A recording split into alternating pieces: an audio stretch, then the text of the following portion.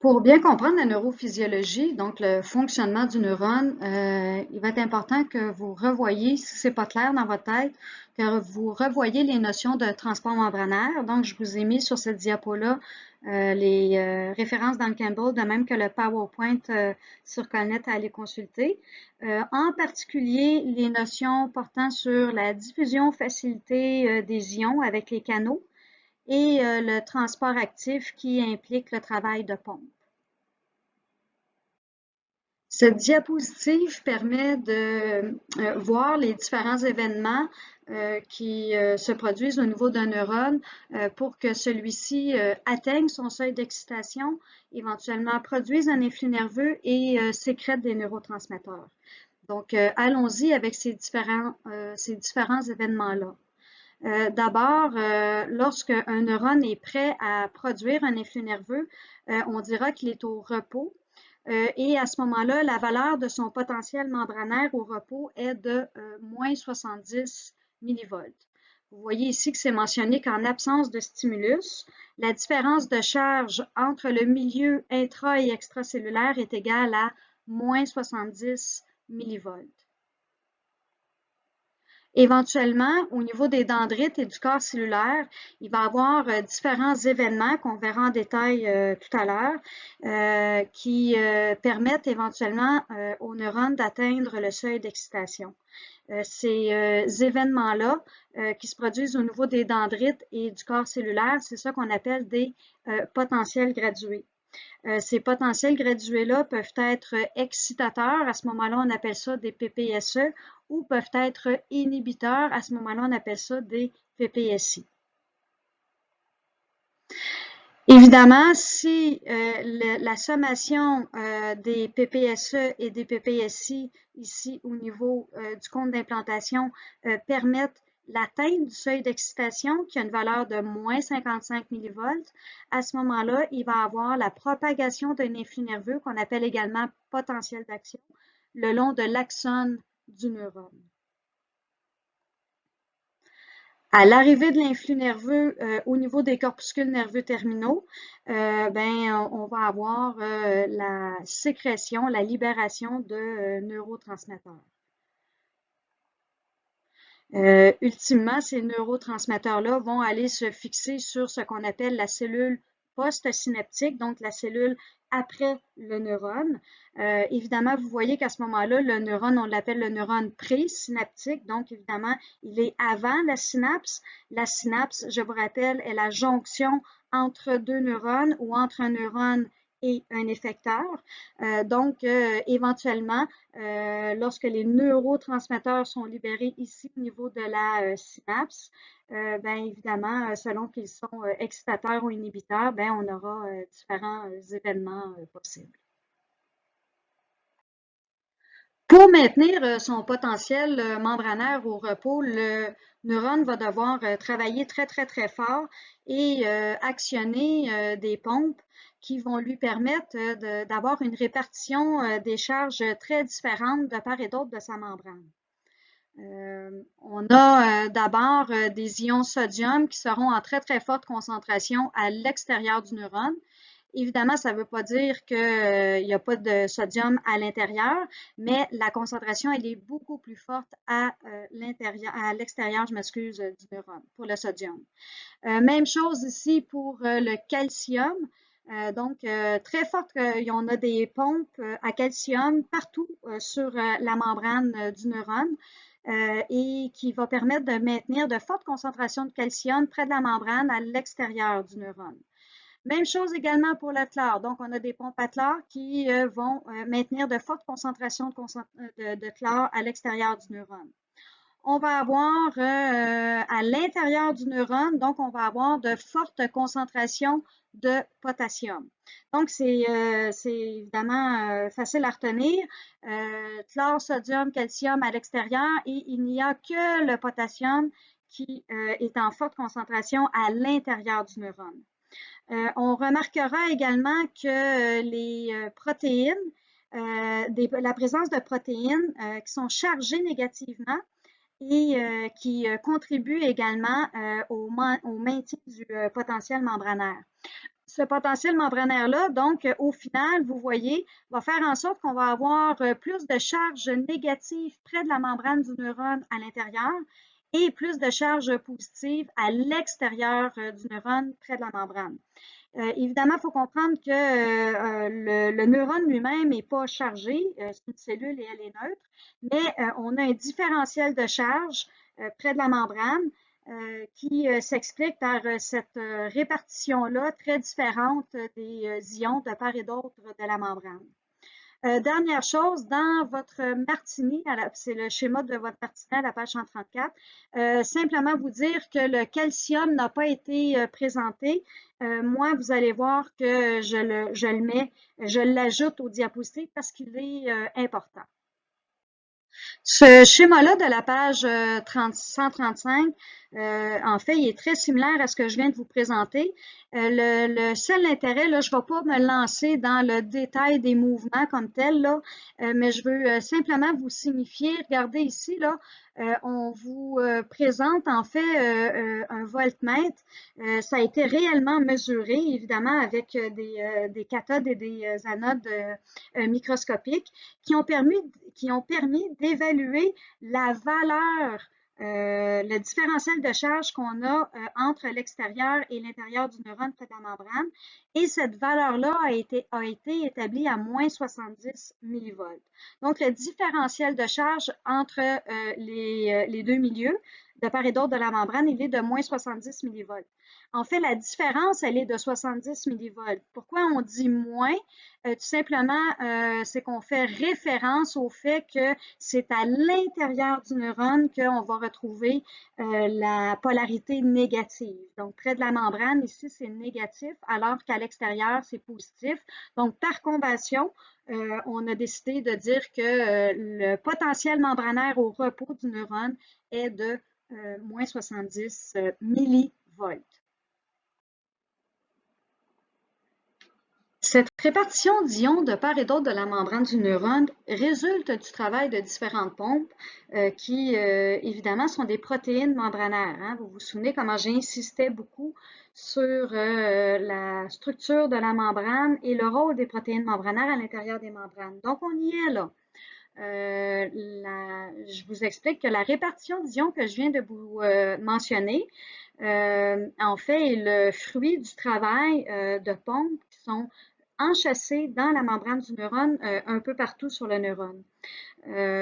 Donc, évidemment, en lien avec les différents ions dont je viens de vous parler, ben, on retrouve partout sur la membrane du neurone des pompes à sodium, potassium, des pompes à calcium et des pompes à chlore. Je vous invite à aller visualiser, à aller voir les animations sur le site de RP, là, les animations qu'ils ont préparées pour le Martini. Vous y avez accès, évidemment, avec votre code numérique. Et franchement, ces animations-là sont très bien faites. Donc, à chaque fois qu'il y en a une qui supporte un propos que je viens de vous présenter, ben, je vais vous inviter à aller visionner cette animation-là. Donc, on vient de voir que le neurone au repos, donc quand on dit que le neurone est au repos, évidemment, c'est parce qu'il est prêt à produire un influx nerveux.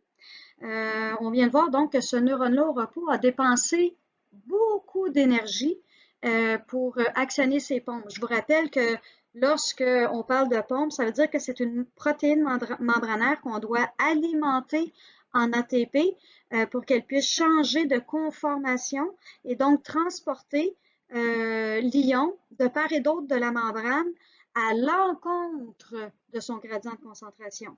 Donc, c'est de cette façon-là que le neurone va être capable de maintenir de fortes concentrations de sodium, de calcium et de chlore à l'extérieur et de fortes concentrations de potassium à l'intérieur de sa membrane, ce qui va déterminer son potentiel membranaire de moins 70 millivolts.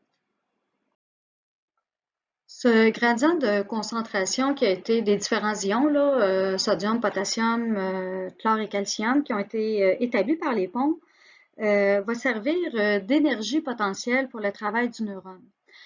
Je vous rappelle que l'analogie que je vous mets ici, l'eau derrière un barrage hydroélectrique, a déjà été présenté en classe.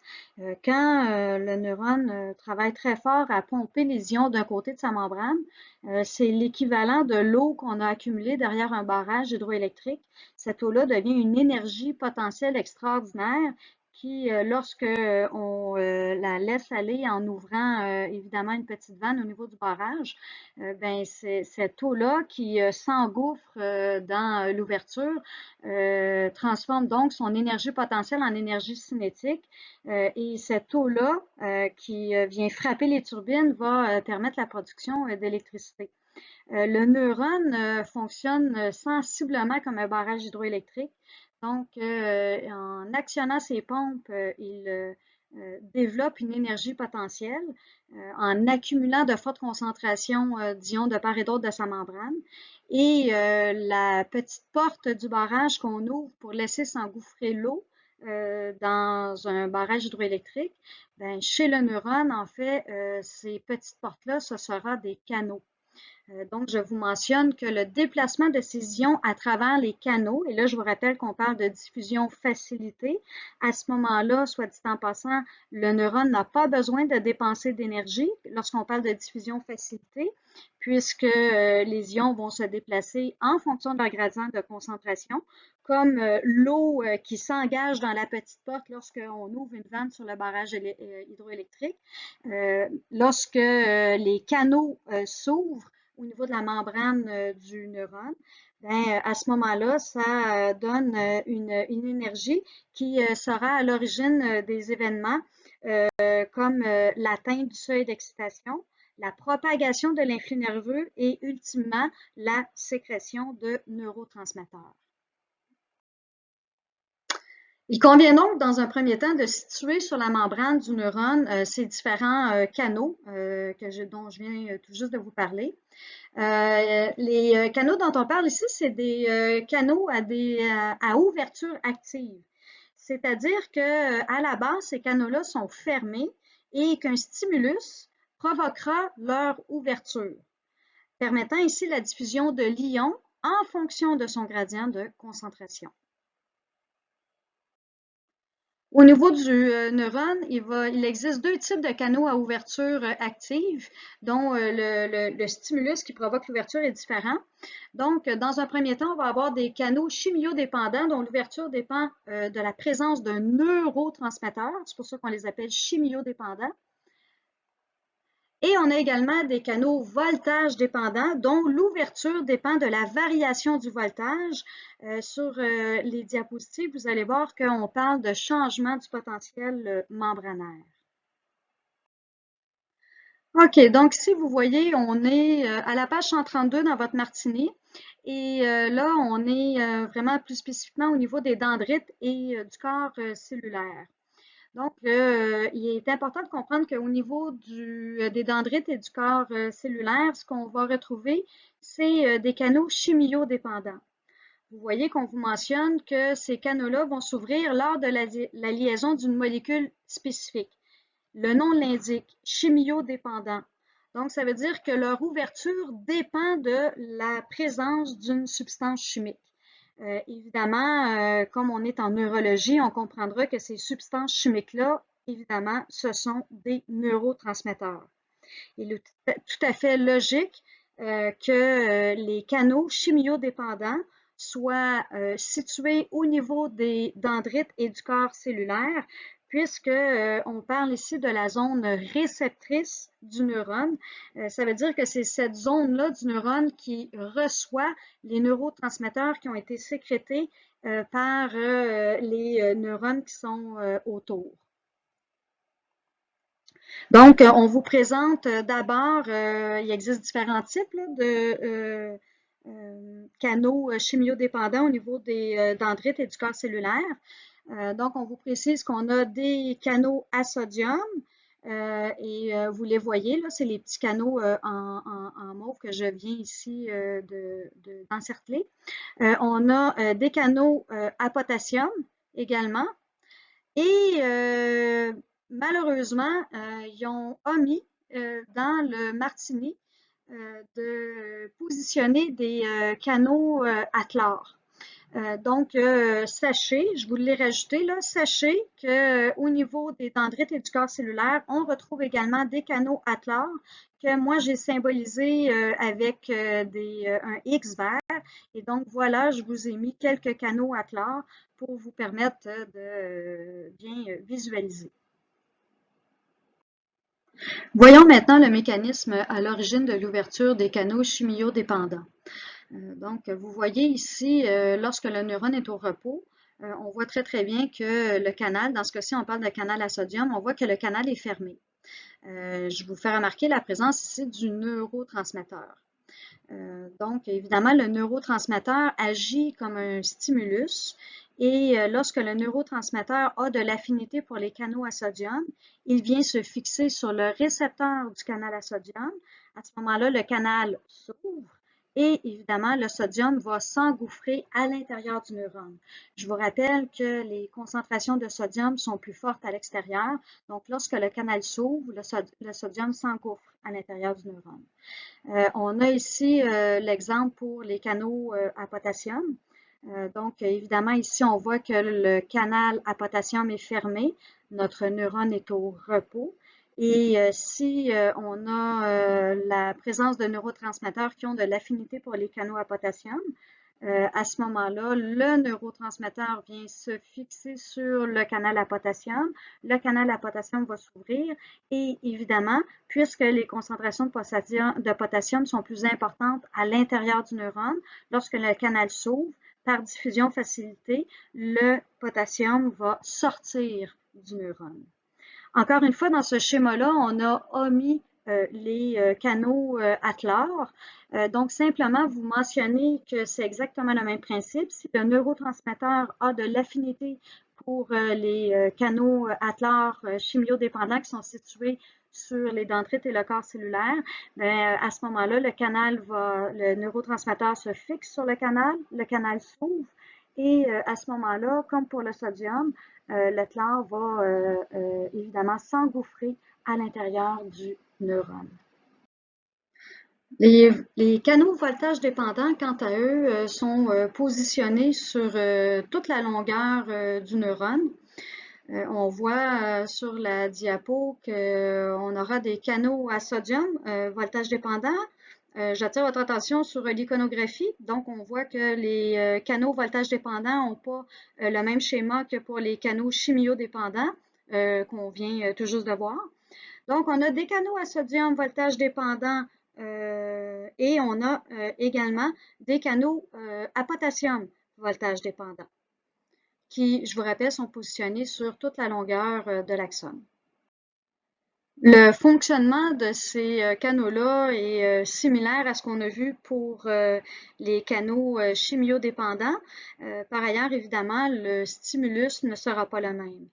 Donc, lorsque le neurone est au repos, évidemment, on voit que le canal est fermé. Ici, on est au niveau du canal à sodium, voltage dépendant.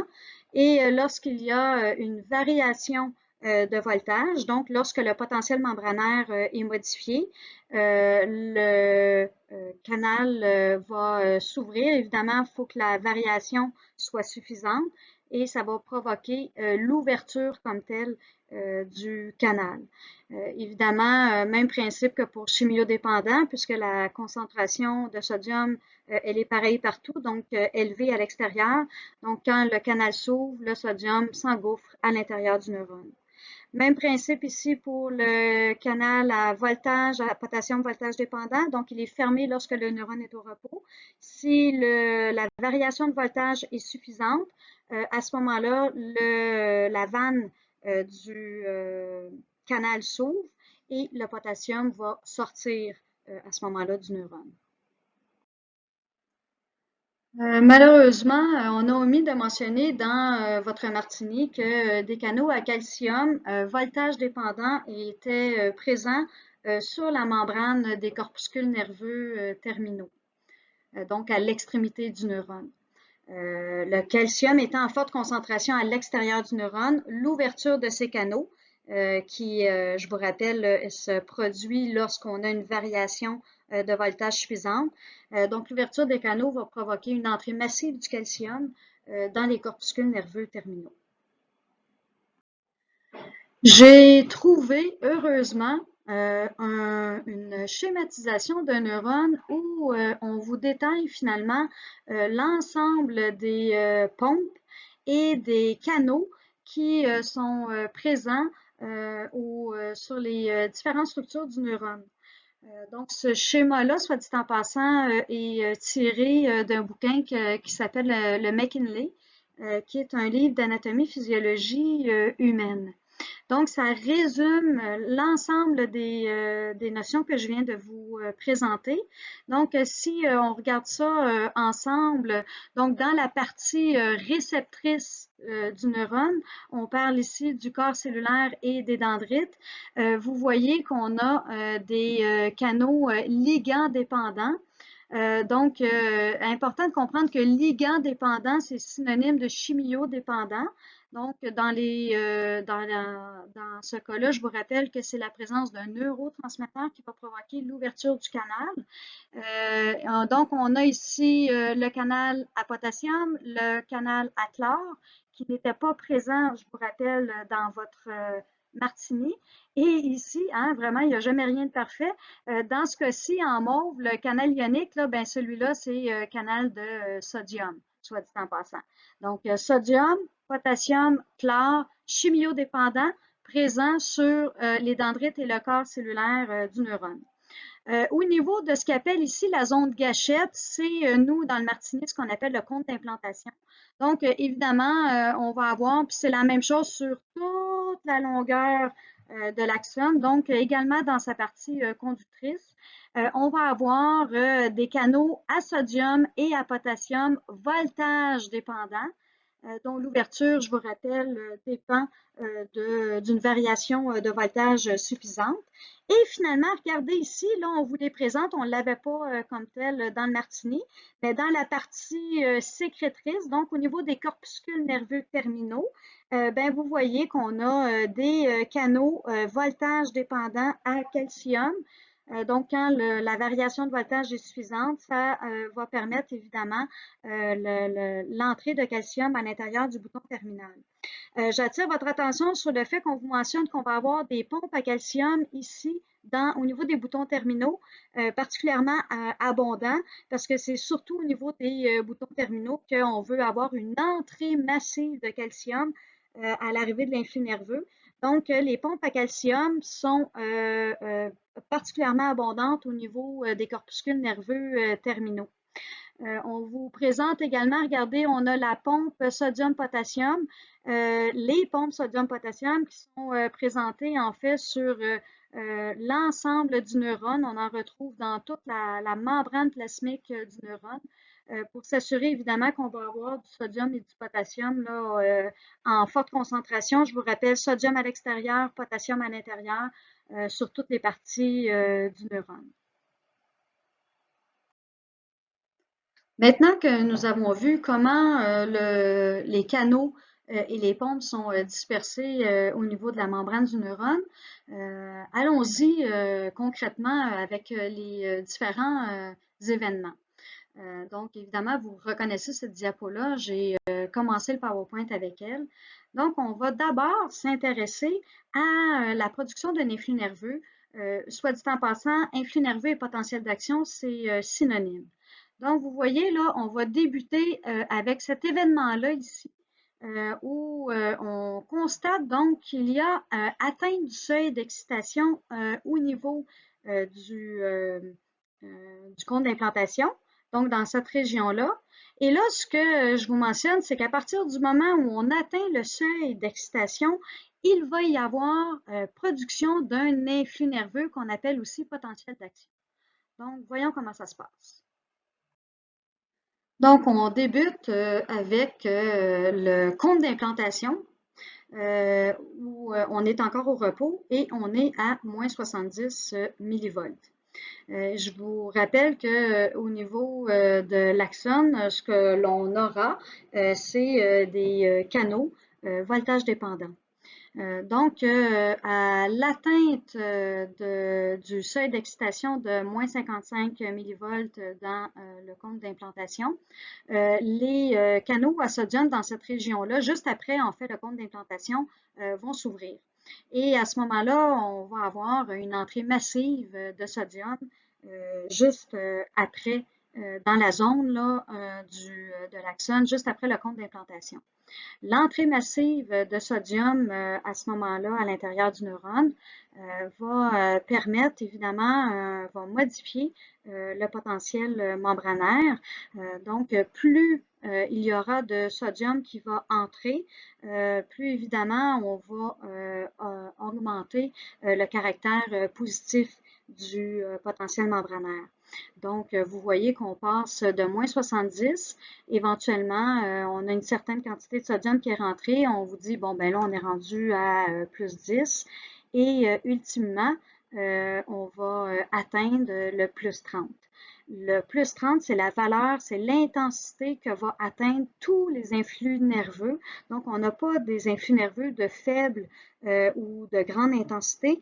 Tous les influx nerveux de tous les neurones a toujours une intensité de plus 30 millivolts. Donc, quand tous les canaux de cette région-là à sodium s'ouvrent, le potentiel membranaire passe de moins 70 à plus 30 millivolts. On voit à ce moment-là que le canal à sodium se ferme et on aura les canaux à potassium qui, eux, vont commencer à s'ouvrir. Les canaux à potassium réagissent exactement au même stimulus que les canaux à sodium, mais ils sont beaucoup plus lents à s'ouvrir.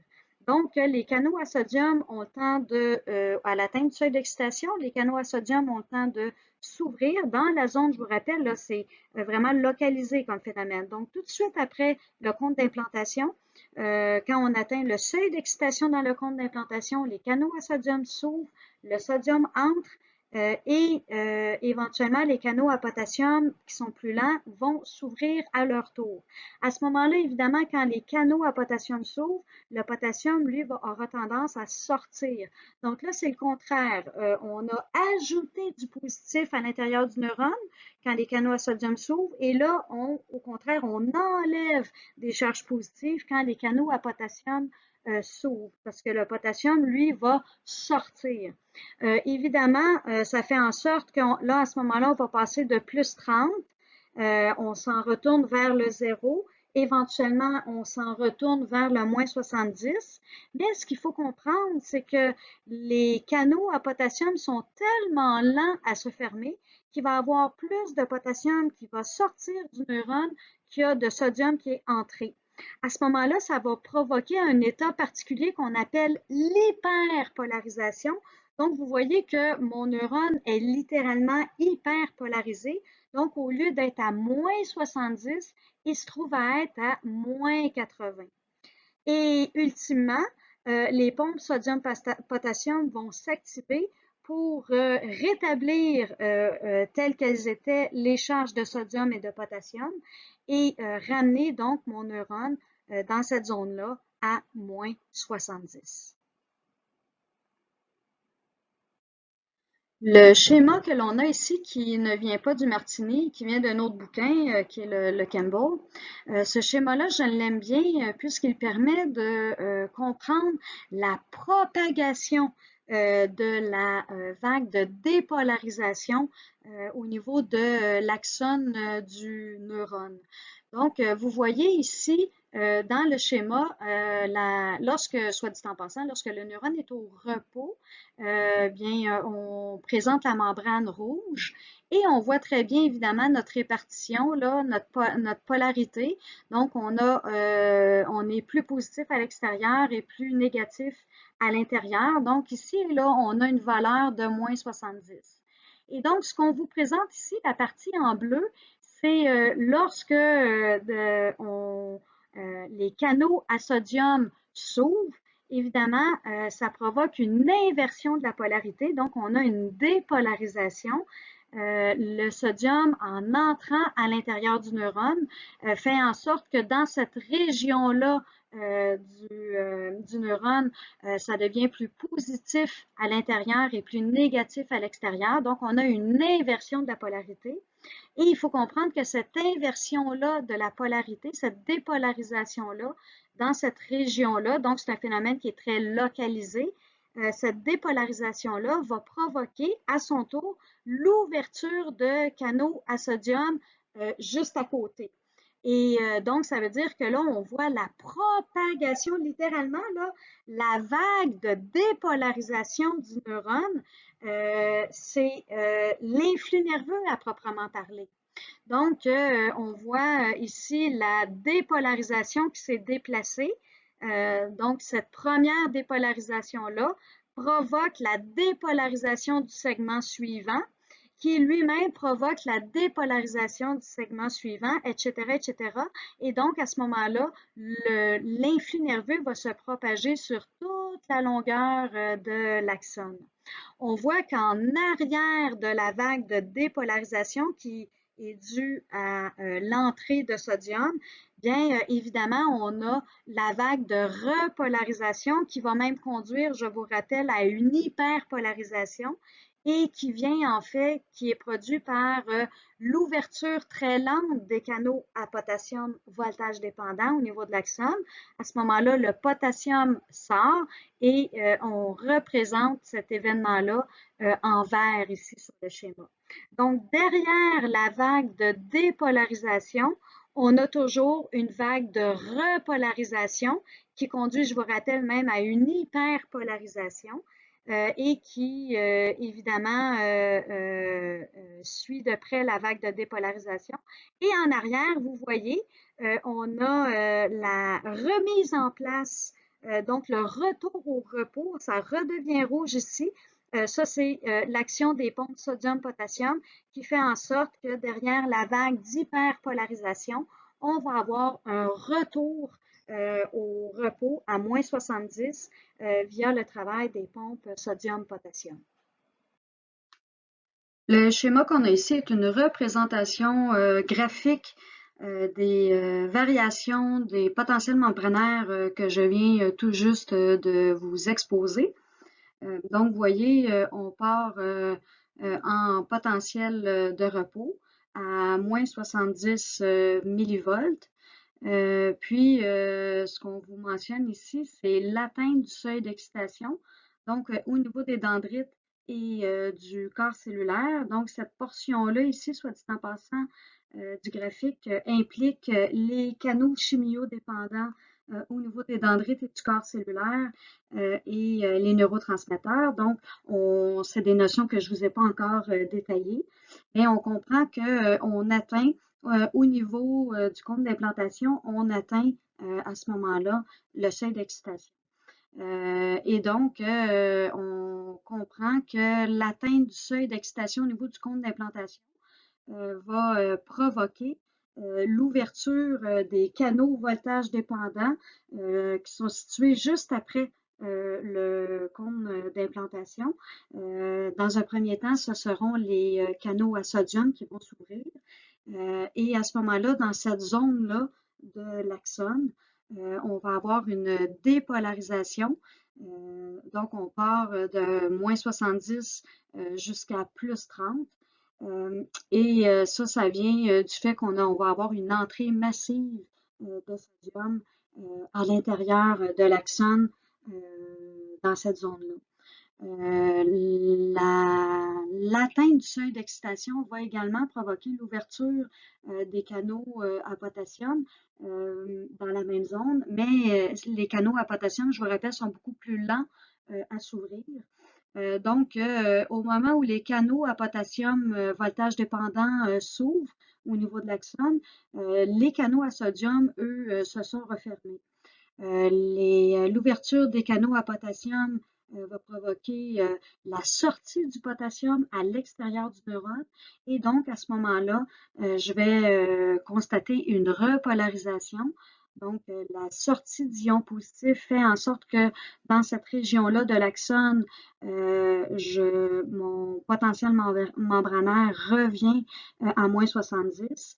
Et comme les canaux à potassium sont très, très longs à se refermer, ben, à ce moment-là, il va y avoir plus de potassium qui sort qu'il y a de sodium qui est entré au moment de ma dépolarisation, ce qui va conduire dans cette zone-là à une hyperpolarisation.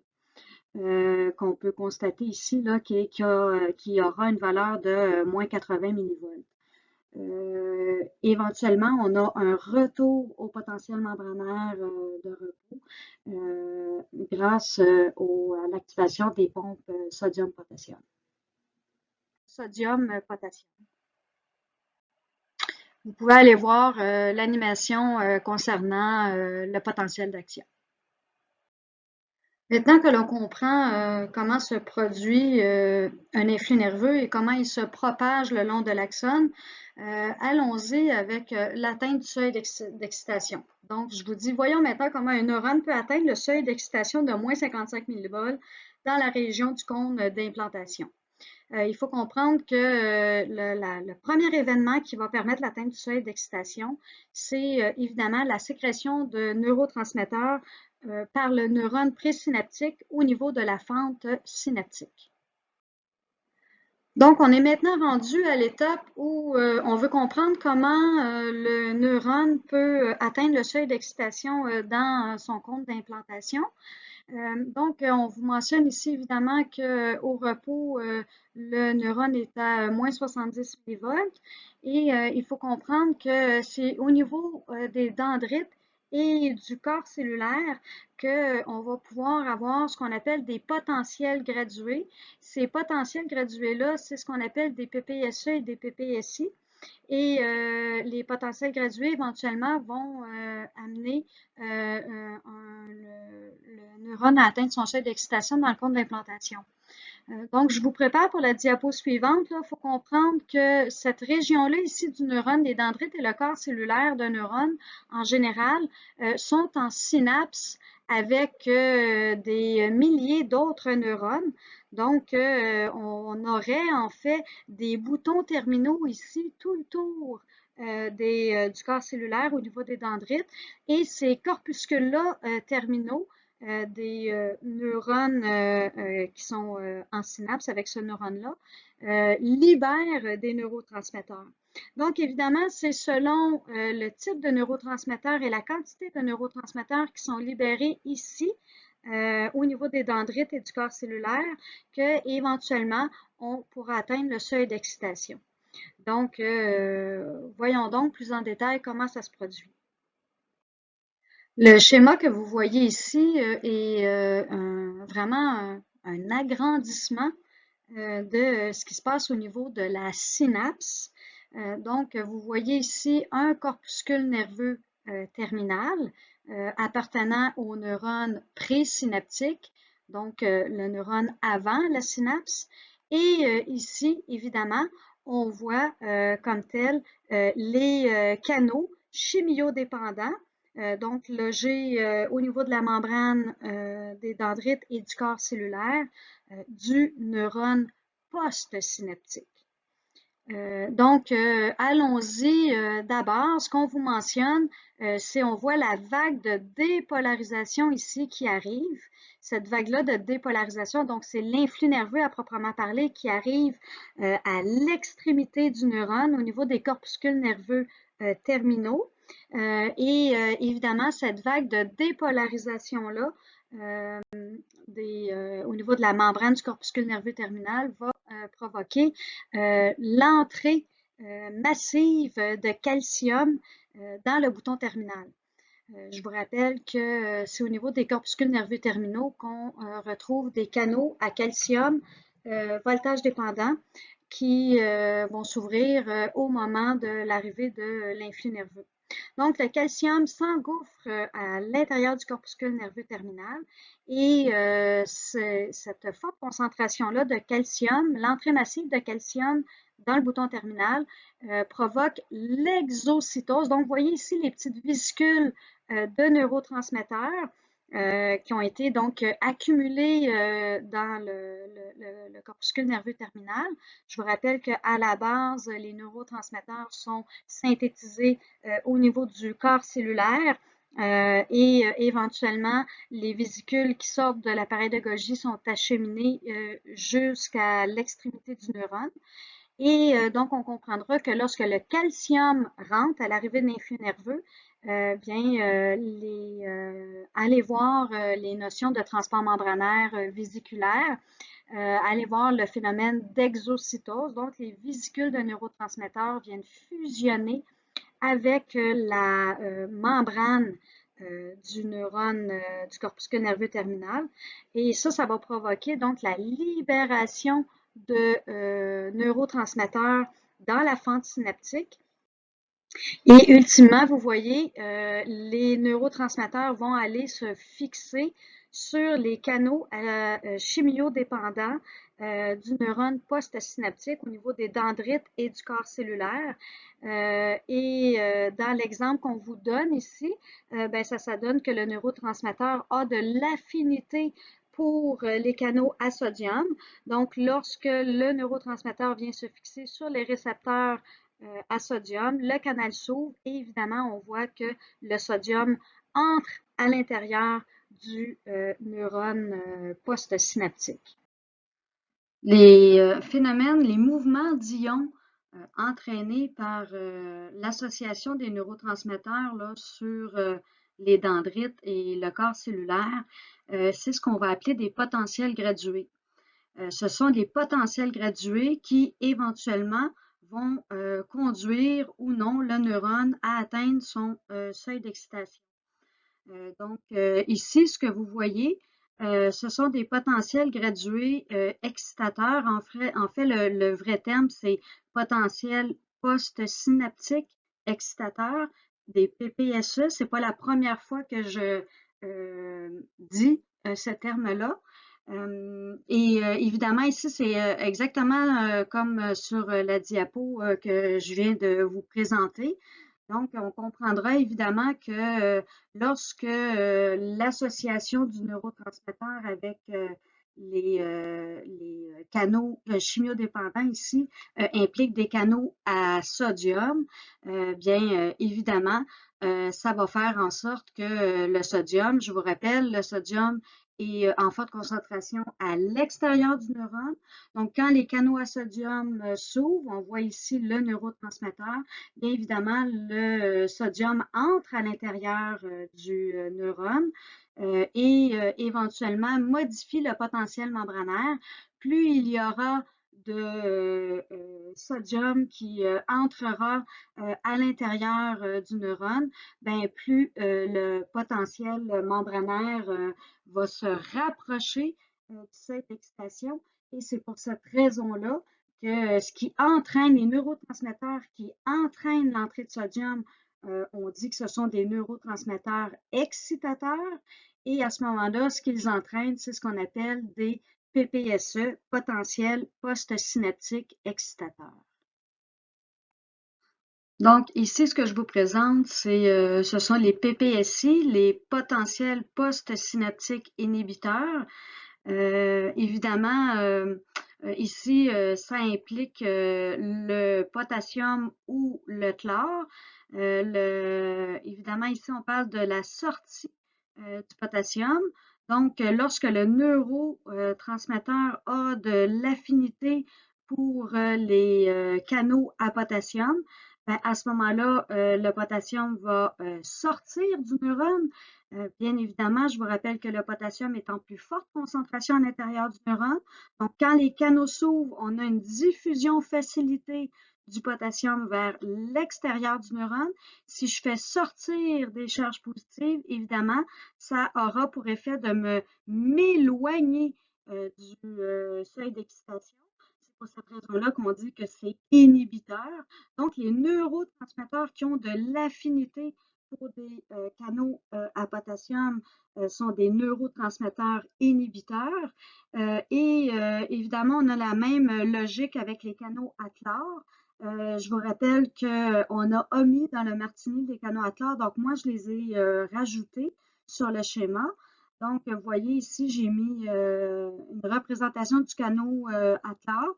Et évidemment, comme le chlore, je vous rappelle, est en plus forte concentration à l'extérieur, quand les canaux s'ouvrent, le chlore entre à l'intérieur du neurone. Comme le chlore est chargé négativement, ben, l'entrée de chlore aura exactement le même effet que la sortie de potassium, c'est-à-dire que ça va m'éloigner, ça hyperpolarise le neurone. Et à ce moment-là, ces potentiels gradués-là qui hyperpolarisent le neurone, évidemment, sont inhibiteurs puisqu'ils nous éloignent du seuil d'excitation. Ce schéma est une représentation graphique des PPSE et des PPSI, donc l'effet comme tel des neurotransmetteurs sur le potentiel membranaire au niveau du corps cellulaire, ce qu'on appelle donc des potentiels postsynaptiques. On voit qu'on a ici notre potentiel membranaire, et évidemment c'est en fonction du temps. Donc dans un premier temps ici, ce qu'on vous mentionne, c'est que les potentiels postsynaptiques excitateurs vont amener une dépolarisation graduée.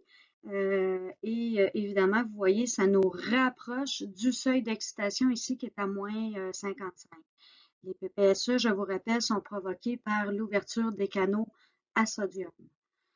Évidemment, dans le cas des PPSI, c'est une hyperpolarisation, donc on voit que ça a l'effet inverse, ça nous éloigne du seuil d'excitation, donc on s'hyperpolarise à ce moment-là.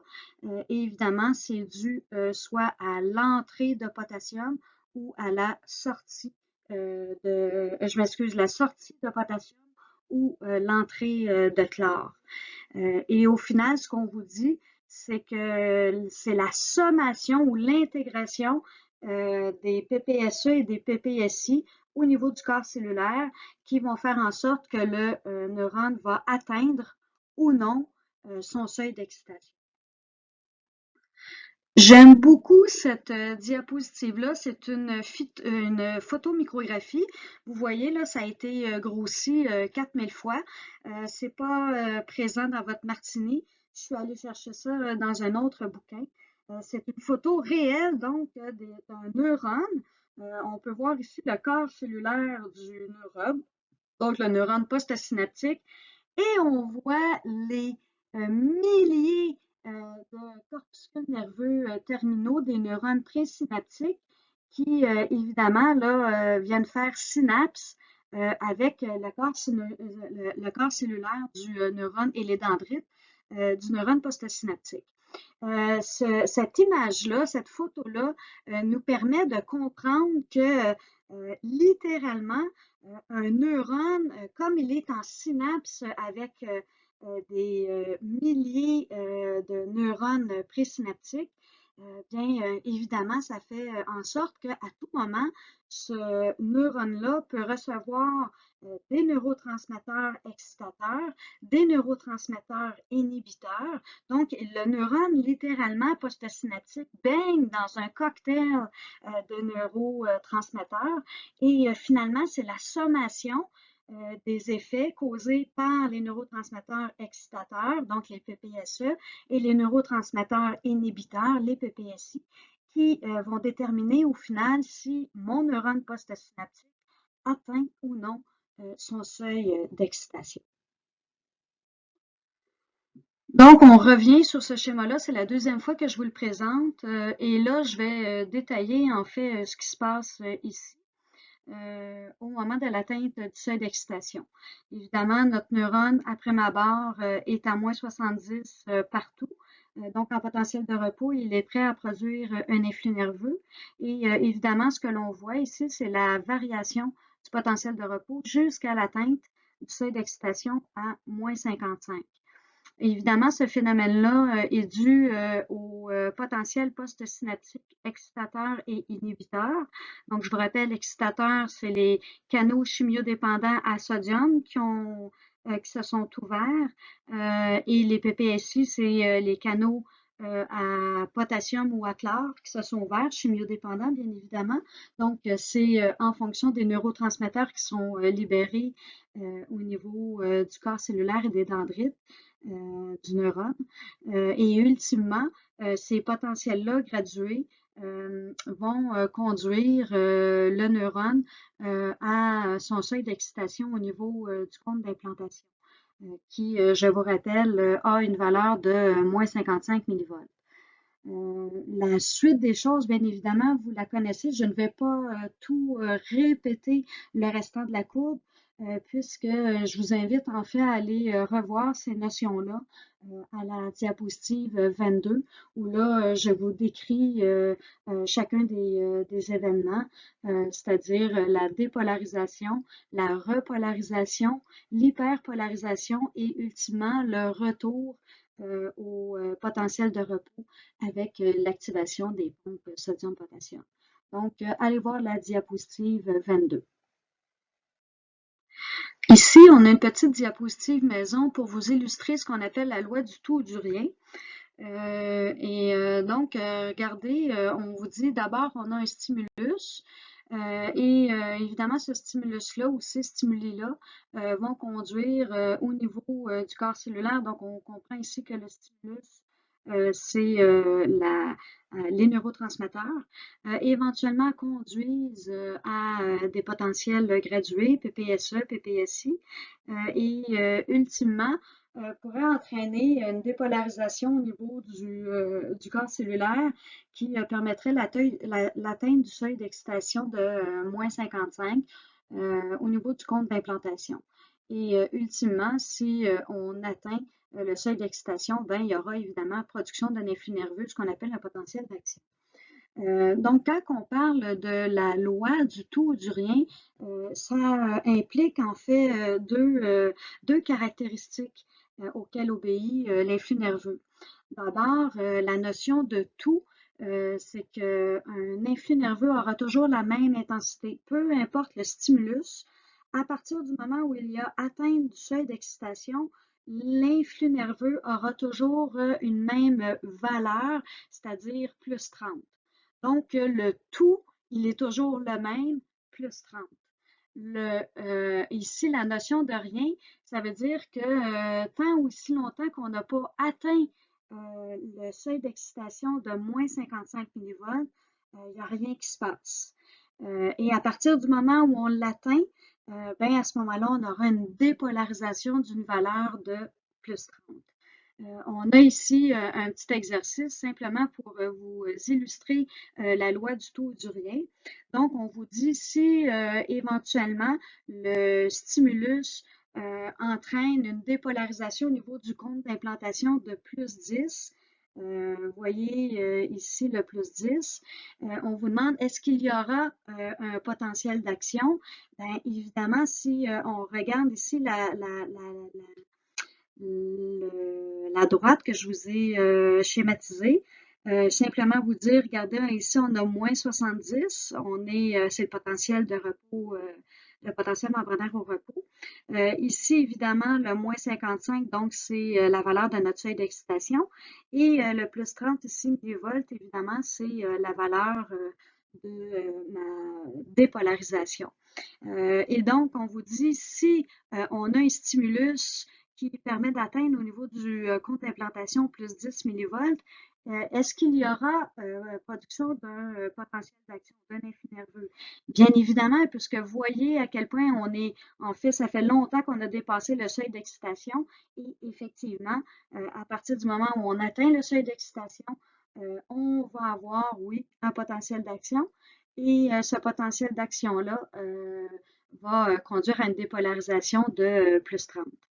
Dans le cas du stimulus numéro 2, donc, on vous dit, est-ce qu'une dépolarisation des potentiels gradués qui conduisent le compte d'implantation à moins 50 millivolts va permettre la production de potentiel d'action? Évidemment, regardez ici, là, le moins 50, bien évidemment, il est au-delà du seuil d'excitation de moins 55. Et donc, oui, il y aura un potentiel d'action et évidemment, il a toujours la même valeur, plus 30. Et finalement, dans le cas du stimulus numéro 3, là, on est à moins 58 millivolts. On vous demande est-ce qu'il y aura production de potentiel d'action? Bien, évidemment, vous voyez ici, on n'a pas atteint, on est inférieur au seuil d'excitation de moins 55 millivolts. À ce moment-là, on est très près du seuil d'excitation, mais on ne l'a pas atteint. Donc, non, il n'y aura pas de dépolarisation. Et évidemment, il n'y aura aucune valeur à ce moment-là.